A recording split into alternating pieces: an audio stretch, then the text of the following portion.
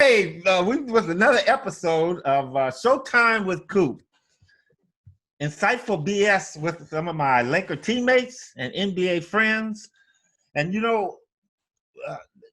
we've had Mychal Thompson on before, but I really want to give him a grand introduction. There's pretty, and then there's prettiest, and then there's beautiful. And Mychal comes in under beautiful because he loves to feel that he was the best looking Laker on the team. Best looking, skin color wise, best looking eyes, best looking hair because he had an afro at that time. Best looking physique. And best looking, he thought he had the best game on the court. So anyway, we're back with Mychal Thompson. And MT, tell me about it. How you doing? You got to remember, Coop, back in the 80s Showtime era, myself and Kermit Washington, we were the first guys to go to the gym and start pumping iron so we could start all look like David Robinson. Remember that, Coop? Yeah, you look very, you know what, MT, that's the one thing you had about you. You had a nice body, man. But we always thought it was filled with marshmallows and not iron. Exactly. Back in those days, they used to tell basketball players, don't lift weights. It'll mess up your shot. And that's how stupid and how primitive training was back then. But I was 32 when I joined the Lakers, and since I was pumping iron like that, I had never felt better in my life. I felt like I was 22. I tried to tell Coop and the other fellas to do it, but they never got into it. When you look at the difference between weight training, when you see Clay and the type of training he does versus what you guys did, like just speak to like the difference in all of that in terms of what you ate, how you worked out, those kinds of things. Oh, it's gone from back in our day, Coop, when it came to physical training and nutrition and probably year-round working outs compared to the guys today. It's like comparing black and white TV to HD TV today. Wow. How advanced the training has become in the NBA and all the diets that they've improved with, and how that's also prolonged a lot of these guys. That's why guys like LeBron can play at such a high level so late into their careers, because of the improvement in nutrition and physical training and off-season training too. Now, back in the old days, Coop and I, the season would be over and we wouldn't play basketball again until probably, a month before camp. I don't know about Coop, but that's what I would do. But in the meantime, between the last championship game we played and say getting back to camp, I would be playing tennis, riding my bike, and lifting weights every day, 6 days a week. And that's how I stayed in shape. So I was ahead of the game. We had to use those vices because, again, this guys make so much money. And, again, I love the fact because the players today that are making money, I like to feel myself, Mychal, and as well as all the players in the 80s has enhanced that for them. But with that, they've been able to go out and hire personal trainers, somebody that can be with. I mean, LeBron's trainer, if it wasn't for the quarantine, travels with him, I heard, on the road. So they're always that performance ability they have. We had to work on our own with that. But it is amazing how much these guys spend, and you should spend on keeping your body tip top, because your body is your money-making machine. And if it breaks down, then when that contract year come up, like Mychal and I had, we never got that big dollar money. But we were able to play at a high level. And I think that's the key with the game today, is that guys have the ability to where they can play. Our maximum, I think, Mike, in the 80s, you only thought you could play for 10 or 12 years. Now these guys think they can play for 20, 25 years. So it's going to be interesting to see that. Thoughts? But even though if I was playing today, Coop, and if you and I were playing today, with your abilities, with your 3-and-D skills, Coop, you would be making $20 million a year. No doubt in my mind. Yep. That's the range you'd be thinking. I'd be making 30 because, I do a little bit more than you guys do. But I tell you one thing, Coop, if I was making the money these guys are making today, I still wouldn't pay no personal trainer. I can do it on my own. I don't need no guy to tell me to lift weights or to stretch or to stretch these rubber bands a certain way. So, hey, I don't want to try to take anybody's earning powers away from or earning opportunities away from them. If guys want to hire them, that's fine. But I could get and stay in shape on my own in the off season. I did it before, and I was still doing it today by myself. All right, that's probably the first thing I agree with this guy with, because, why pay somebody to tell you to lift weight? That's something that you should have personal pride in. Mychal and I never really agreed a lot on things, but I will agree with him on that. How do you – it's funny. I look at your Twitter account, Mychal, and It's a wealth of information. I mean, you have a great Twitter account. You know that. I don't have to tell you that. How do you come up with what you're going to like? So you have the most random thoughts. You're tweeting about Damian Lillard, and that's not random. And you called him a Mako shark, which is awesome, which I want to get into. But then you start talking about Death Valley, and now you're talking about planetary alignment and Venus. And how does this come up? Well, because I'm the anti-Michael Cooper and James Worthy. Green was well-read. Magic, Byron Scott, all those guys, and just basketball and watching Soul Train back in the old days, you know?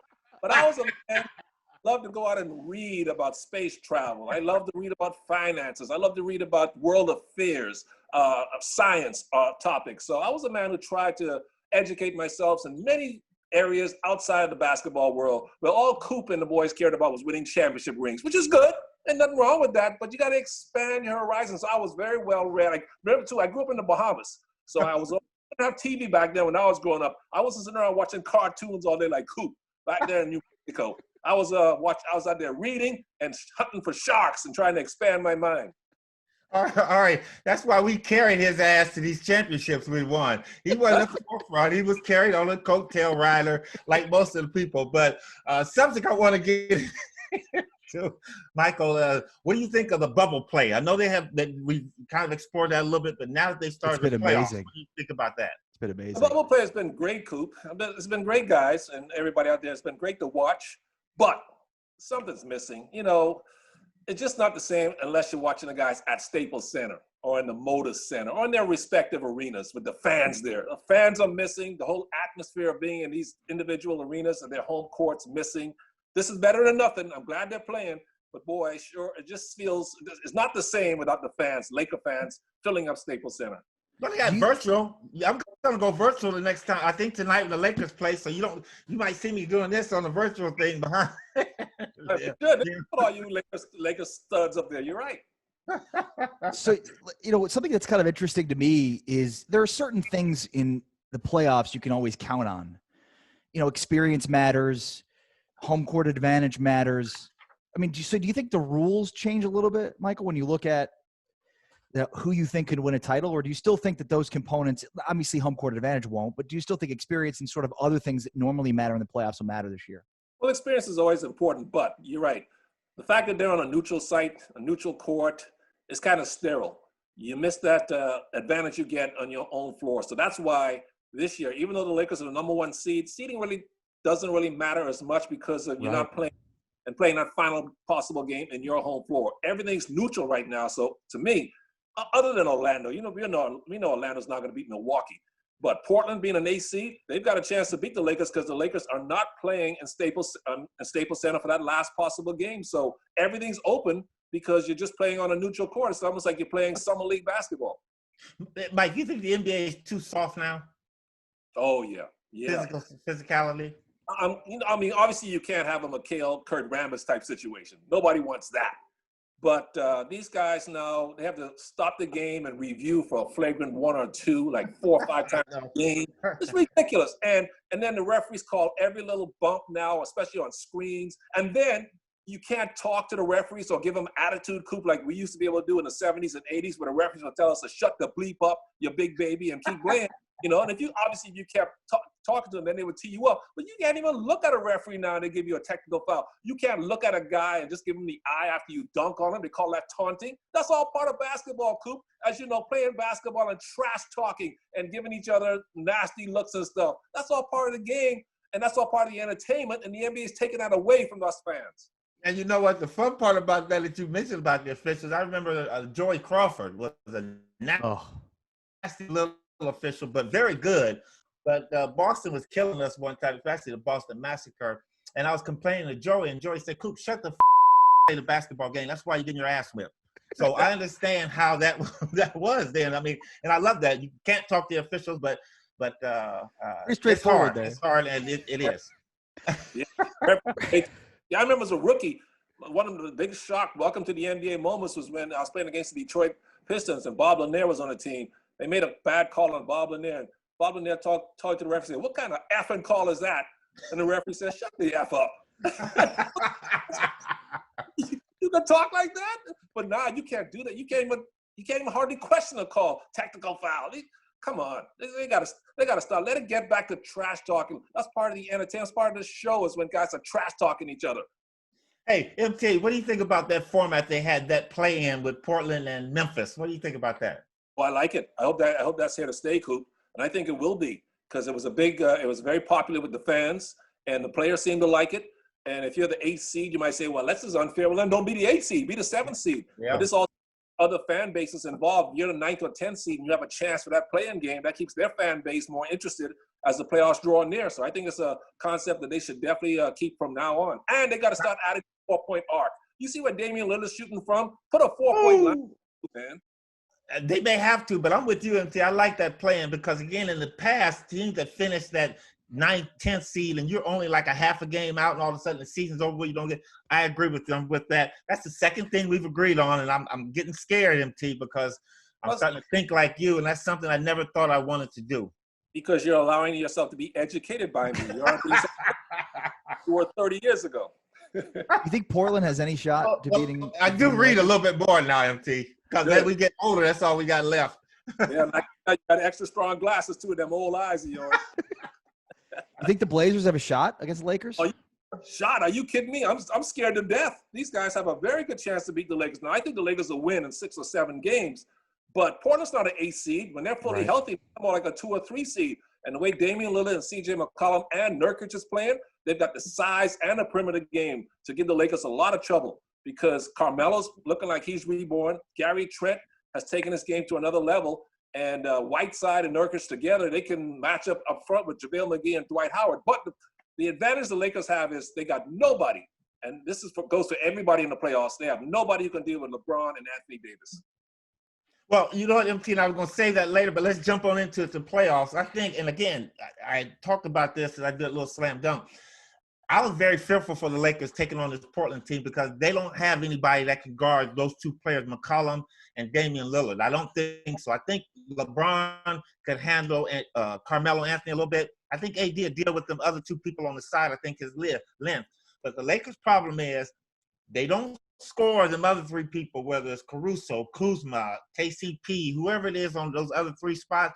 If they don't score enough, then their defense is not strong enough to keep McCollum from getting 30 or getting Damian going for 60, 65. If you have to put a number on that series, what would you say? As far as how many games? Yeah, how many games? Who's going to win? You already said you think Portland could win. I think Portland could win, but I think the Lakers will eke it out in 6 very tough games, very close competitive games. So 6 games, 7 games really don't matter now because the 7th game is not going to be played at Staples here in LA, so it doesn't matter with that. But I think by 6 games, the Lakers will figure it out. Damian and CJ have got to carry the Blazers every night. So that means, to me, they have to average about 60 points combined between those two. And eventually, the Laker backcourt's going to have to step up and try just slow them down a little bit, hold them in the high 40s, low 50s. If they could do that, the Lakers could beat them in 6 games. No, that's what I think. I think 7. But the difference between this now is there's no travel. So Lillard and McCollum can do that every night because they ain't got to get on a plane and go anywhere or do anything like that. So that series scares me more than any other series, and we'll talk about the other ones there. But I'm with you. I think the Lakers will find a solution, but they better be ready to play defense this entire series. No question about it. You got to pick up Damian Lillard from 40 feet because he's very comfortable shooting from 40 feet. Crazy. You got to pick him up from 50, 60 feet. That kid is shooting. I've never seen him. That one shot he hit against Memphis where he just came across half court and just raised, and it was like a flick of his wrist. He's probably one of the most dynamic scorers or long-distance scorers from a guard perspective that I've ever seen. He's in the top. Yeah, he's in the top 5 of long-range shooters. Him, Steph. I think Clay could do it because he's shown me he can do it before. But, yeah, Damian Lillard's definitely in top 4 long-range shooters ever. And he was just on the stretch right now. He was averaging 53 points over the course of that 3-game stretch, averaging 53. Big deal. Tell him to do it for a whole season like Wilt did. He can't do that, but in this bubble, he can definitely do that. You got 4-2. I got 4-3 Lakers. Next series, let's go Celtics Sixers. Celtics in 5. Without Ben Simmons, they got no shot. Wait, I don't get to pick? I don't get to pick a series here? Oh, I'm sorry. Go ahead. All right. I know who you better go with. I'll go Lakers in 7 in that one. I'll go Lakers in 7 in that one. All right. Sixers and Celtics. 5 games at the most. Without Ben Simmons, the Sixers got no shot. Boston's at full strength, so and Boston kind of beats them even with Ben Simmons there for the most part anyway. But without Ben, they got no shot. So, and who knows if they get beaten 5 or possibly 4, they may think about splitting up that pair and see what they could get for Ben Simmons. Yeah, a ton of talent. All right. A ton of talent on the Sixers, but the injury to Simmons, obviously, and just they just don't seem to be cohesive, and it's just a team that doesn't get along, that goes a long way in telling you who wins and loses in this. And obviously, without Simmons, that's huge. So I'll take the Celtics in 5. I think Celtics in 5, and I think what they should do is fire the coach and get Alvin Gentry. Alvin has an eye for bringing teams together. I think that would be a good move. Raptors next.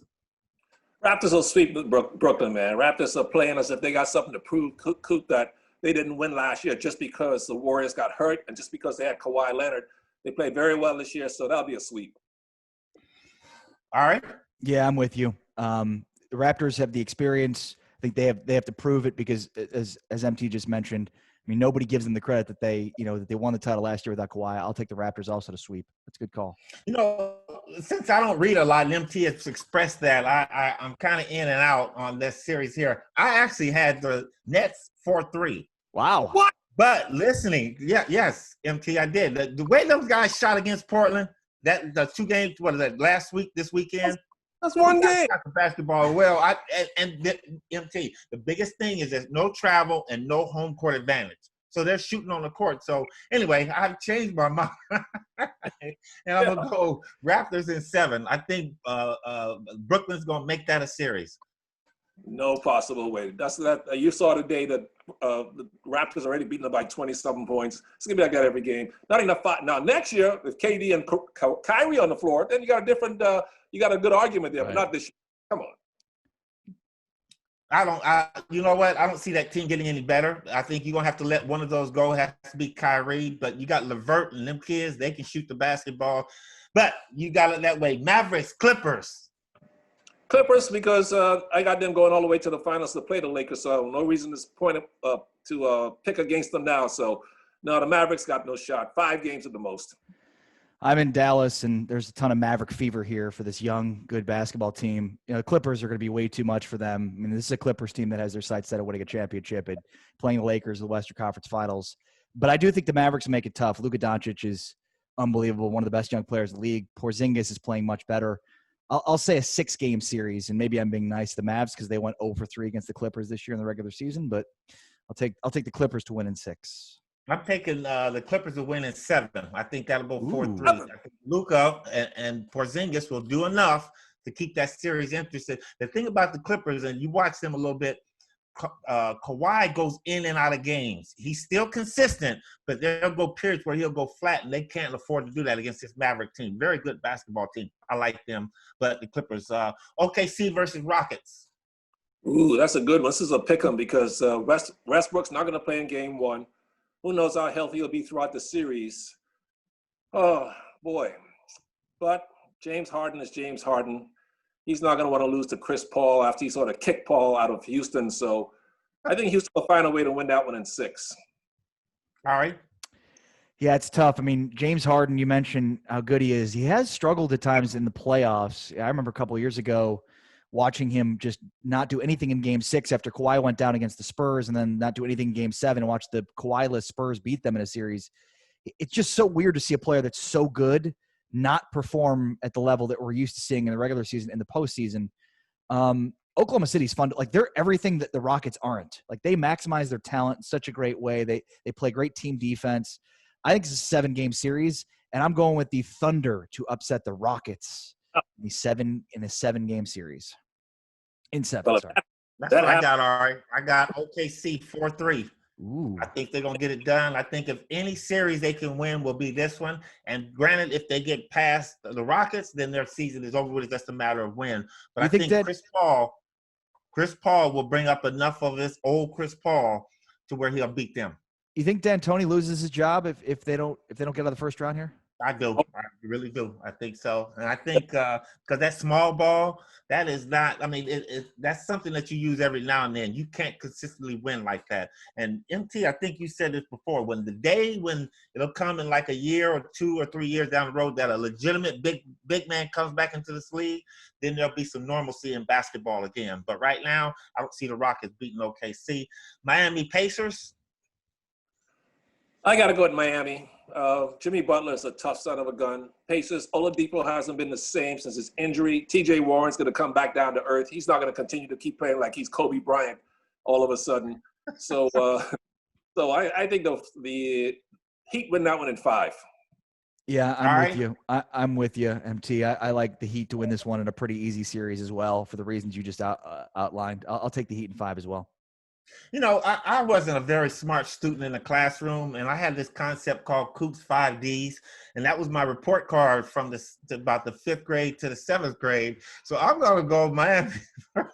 I'm not as astute as Mychal Thompson. I'm taking the Pacers over Miami 4-3. 4-2, 4-3. I'm going to go with that. MT, I done lost my mind a little bit because the quarantine has got me all frazzled, but I'm hanging in here. Orlando versus the Bucks. Man, you would have taken General Custer at Little Big Horn, and you would have taken Davy Crockett at the Alamo too. Man, what is wrong with you? It's 7 though. It's 7. He was taking him in. Yeah. Let's go, MT. Orlando over the Bucks. I was trying to talk about this series, Coop. Okay, wait. I'll go Bucks. I want to hear your prediction of Orlando over Milwaukee. You may as well, because there's others been just as crazy. Go ahead, Coop. Tell us Orlando's going to win this one in 7 too. Oh, I got Bucks 4-1. Oh, nice. All right, who do you got? I'll take the Bucks to sweep. It should be the easiest series in the entire NBA. How's Orlando even going to get a game, Coop? Right. My goodness. All right, MT, lightning round. You know what it is. 5. I'm going to give you 5 things. You got to answer a quick one or take your time with them. Black Lives Matter. What about it? Tell me about it. How you feel about it? I think it's sometimes I just roll my eyes like, why would that even be a question is if Black people's lives don't matter? Why do you even have to ask that question? Think about it. You have to ask someone that or a certain population if a certain race of people matter. I just think it's just kind of an ignorant way to have to live to even it's demeaning to ask if anyone's life matters who's out there trying to lead a productive and respectful life. It just drives me crazy. Well, it is a movement, and I'm hoping that it'll continue to be a movement forever because, again, remember, our kids are coming up through that.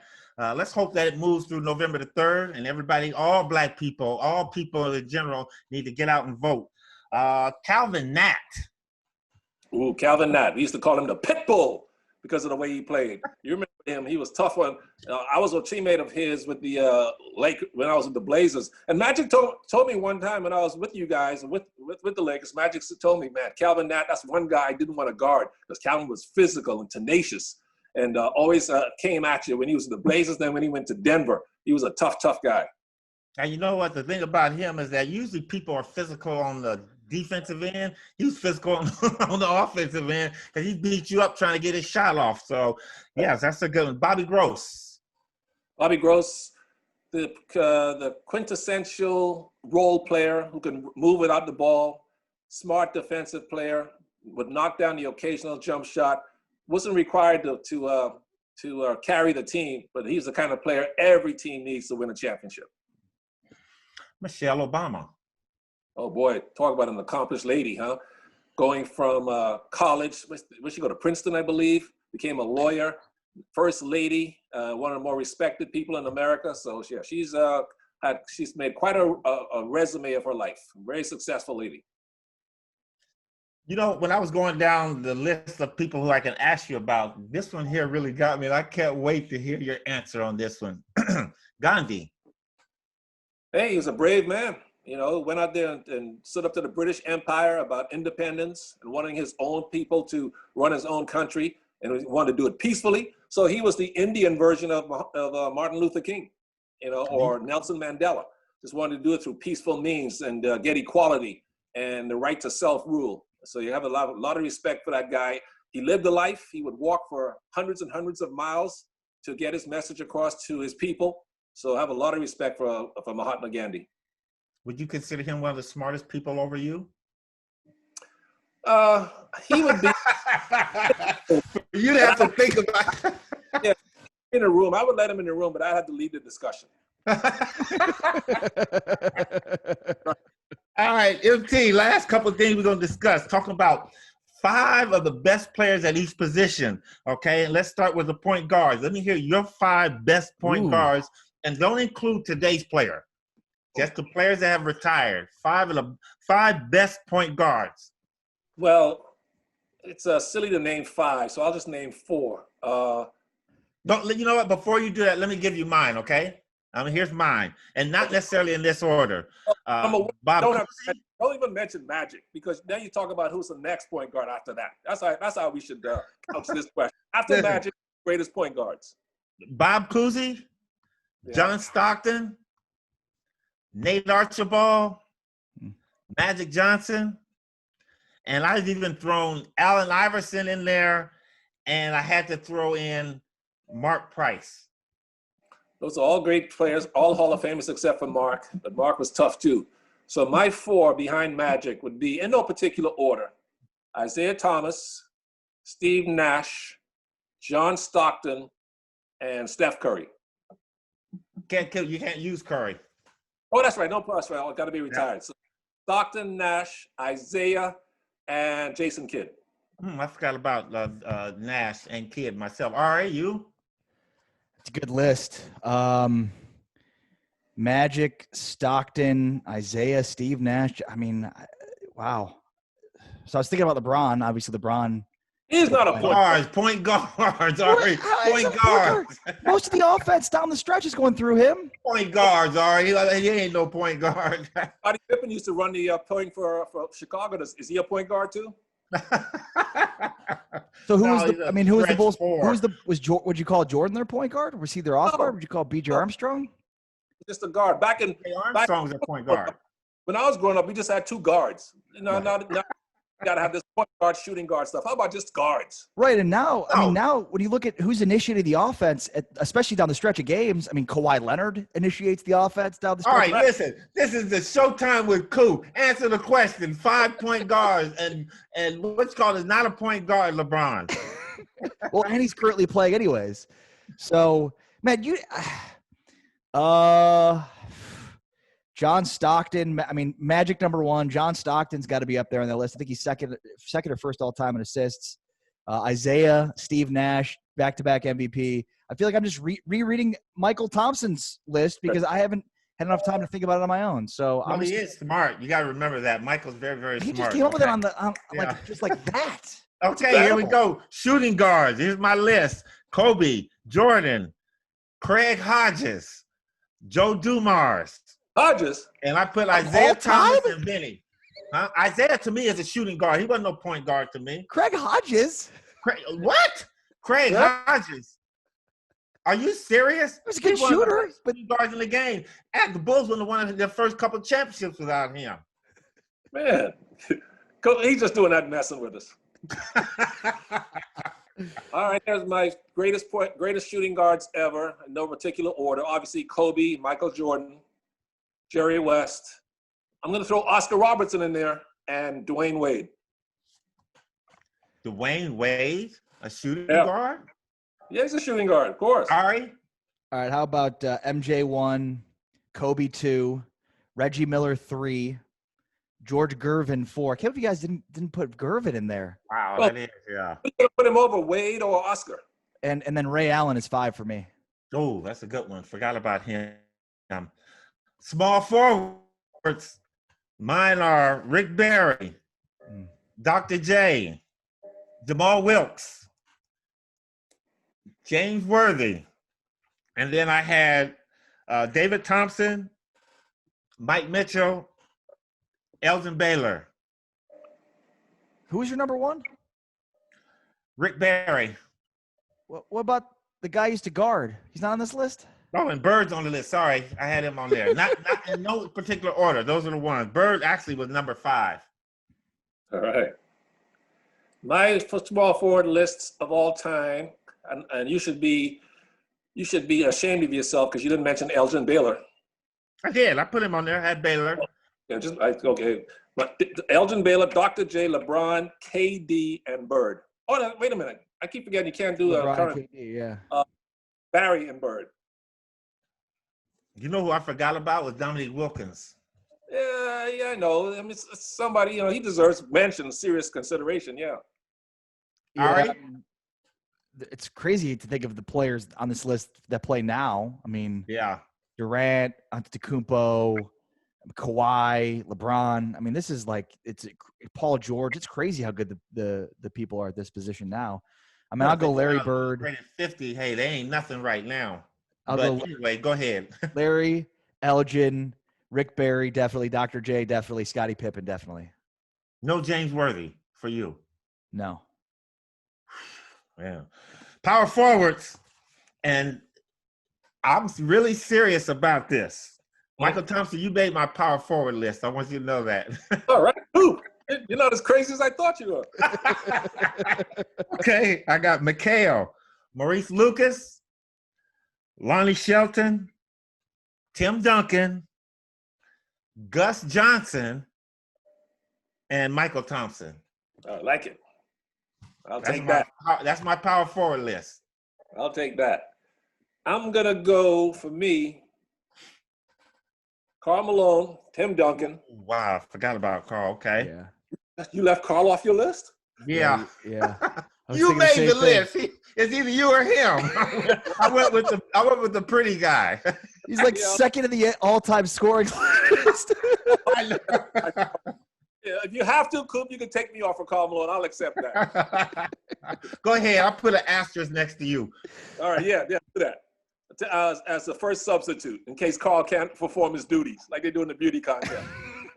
All right, so Karl Malone, Duncan, Mychal, Elvin Hayes, and Bob Pettit. You know what? I had considered Elvin Hayes. I did. Yeah, and But Bob I didn't Pettit. know whether to put him as a power forward or a center. Yeah. I've got Tim Duncan, Karl Malone, Charles Barkley, Kevin McHale, Dirk Nowitzki. Ooh, forgot Barkley too. Yeah. Round mound, All rebound. Right. Here's my centers. Wilt, Kareem, Russell, Willis Reed, Shaquille O'Neal. What? But I also had Unseld, Moses Malone, Robert Parrish, and David Robinson. And my keeper is Jack Sigma. Man, you only can put 5 on there, Coop. Jeez. I mean, without a doubt, I mean, this is a no-brainer. This is the easiest category to select of the greatest 5 centers ever. I mean, how could Kareem, Wilt, Bill Russell, Shaq, and Hakeem? What is wrong with you? That's exactly my 5. Oh, I forgot Hakeem. Okay, yeah. MT and I had no time to prepare for this. Did you have Bill Russell on your initial 5, Coop? Yeah, I have Russell. What about Hakeem? No, I didn't have him. What? I got Willis Reed over him. Oh, you got to be kidding me. Even the Knicks wouldn't pick Willis Reed over him. The list is it's Kareem 1, Bill Russell 2, Wilt 3, Hakeem 4, and Shaq 5, I think. That's a no-brainer, Coop. My goodness. Jeez. Boy, we sure hope you ever judge Miss America or Miss USA. I won't say who you'll pick. I don't want to name any names, but I guarantee you everybody will up in arms about it. Good news is he had a bunch of teammates on the list. Shows you how good of a teammate he was. It is. Yeah, I'm always going to take my teammates. I even added you, MT, and I don't really think you should be on the list. Who's the greatest coach ever, Coop? Is it Auerbach, Phil, or Pat Riley, or Popovich? I only played for one, Pat Riley. But that's what. Watching the other ones, I really, really like Popovich's style. I think he got the most out of average players. And for you? Average players? He had 4 Hall of Famers. What are you talking about? but Hall of Famers don't necessarily win any championships all the time, MT. They do. It's the Michael Coopers, the Mychal Thompsons, AC Green. It's those players that help win. The Bob McAdoos. Are you kidding me? We just was picking up the scraps after dinner after those guys played. Me and you and Kurt Rambis. Are you kidding me? What, you think it's Riley? Yeah, I think it's Riley, but most people will say Phil Jackson, and I'm not going to argue with you if you do say Phil Jackson or even Red Auerbach. But for me, it's Pat Riley because he could adapt his style better than just about everybody. Because with the Showtime League, it was all about fast break and defense. Then he changed the style. He went to New York, became thuggish type basketball, and they won there. Then they went to Miami, and he won there with Shaq and Dwayne Wade. So he was more adaptable than those other coaches to me. Well, and that's the reason I have Pop as the best of all time for that exact reason. Because, I mean, you look at the way that they won in 99 when it was like they would just dump the ball to either Robinson or Tim Duncan, let them go to work, to when they won against the Heat. It was a completely different style. He's also so far ahead of the curve. You know, he was the first coach to really exploit the corner three as being the shortest distance shot, and he really used that a ton. He really stretched minutes and resting guys and not overplaying guys. You like that? You pay to go to a game to watch Tim Duncan play, and he's perfectly healthy. You take your kids to the game, and he ain't playing. You like that? I don't say it was for the better of the game. I just said it was influential. He implemented that not stupid load management, but that management, the idea of load management. Right. I mean, imagine you spend $500-600 on tickets to take your two kids and your wife to the game. Hey, let's go see Tim Duncan play, man, and Tony Parker and Ginobili. You get to the game and they ain't playing. Wouldn't you feel like, hey, let's go? I don't want to see a bunch of backups play. I want to see the stars. Well, the one thing you got to give Pop is that he had the ability, kind of like Jerry West, where Jerry West can get that player on the team, but Pop could go find that one European player or Spanish player. He could always find that one player that came in to fit in with the call. That's what I liked about it, and used him, found a way to use him in his system to win championships. Yeah, so you take Pop over Riles. I'm gonna call Well, Riles. you know what? Again, like I said, if you're asking me one coach, it's definitely gonna be Pat Riley. But from the outside looking in, I would think Pop, to me, has a little edge over Riley. I mean, he has a little edge over all of them. Phil Jackson's a great coach too. Ray Auerbach's a great coach. Pardon me? Did that remind you Phil's got 11 rings? The Popovich is 5. Yep. However, to your point, talking about a guy that was spoon-fed championships by having great players. Well, having great players. You know what? He never had to evolve. To go coach one of today's team then, if he's Wait so a minute. good. If that was the case, then why didn't Doug Collins win in Chicago with Jordan and Pippen? And why didn't Del Harris win with Kobe and Shaq? Explain that. Goes that argument. Phil never had to win outside of the triangle. He never had to win outside the triangle. That's it. He never had to adapt. I couldn't get the bat off my shoulder with that one. You make a good point. That's right. Red and Phil. In front of a bunch of great musicians. Red and Phil are the greatest ever because they've won the most titles, but they never had to evolve like Riley or Pat exactly. or Popovich did. And if Tex wasn't there, Phil wouldn't know how to run the triangle. Yeah, you got to give Tex a lot of credit, just like Bill Burker helped Pat Riley out a lot. Oh, yeah. Right. MT, ask you a question. Do you know about Manscaped? Yeah, I heard about it. Yeah, I see the commercials and stuff, and I don't have to do it because we like our men hairy in the Bahamas. Well, listen, just for those guys that are hairy in the Bahamas, they have a perfect package of 3.0. It's called the Lawnmower, waterproof cordless body trimmer, performance boxer brief, and a travel bag. Why don't you pass it on to them guys that you like that are real hairy? Because most women don't like hairy guys. Really? Women like to see guys look like 12-year-old boys? I guess I shouldn't say that. That's kind of bad. Exactly. No, now you're getting out of the realm. But you know what? Women like a man that's well-groomed. That's true. And they got this thing called the Crop Reviver. It's a spray-on toner for your balls. Ooh. It's made with soothing alloy, witch hazel extract that will give your balls a boost. Really? No more razor burn, huh? Wait, I thought the Bahamas. And it keeps your balls from sticking to your leg. And down in the jungle, man, we don't care about shaving. Anyway, you need to get your boys, your friends, and your boys a Manscaped. Keep everything real smooth and clean like the top of your head. I'll give it a shot. Send me over a case, will you? Will. Hey, listen, that's it for Showtime with Coop. Another enjoyable experience with Mychal Thompson, one of the all-time greatest eargasm guys. Right. And don't forget second best looking Laker in history next to Fox. Mychal, thank you. Boys. Thank you so much for coming on. We appreciate it. All right. Any last words for him? No, always a pleasure, my friend. Thank you, MT, very much. That's right. Let's go, Lakers. 16 more wins, baby. That's all we need. Go. All right. Thanks, MT. Okay. Talk to you later.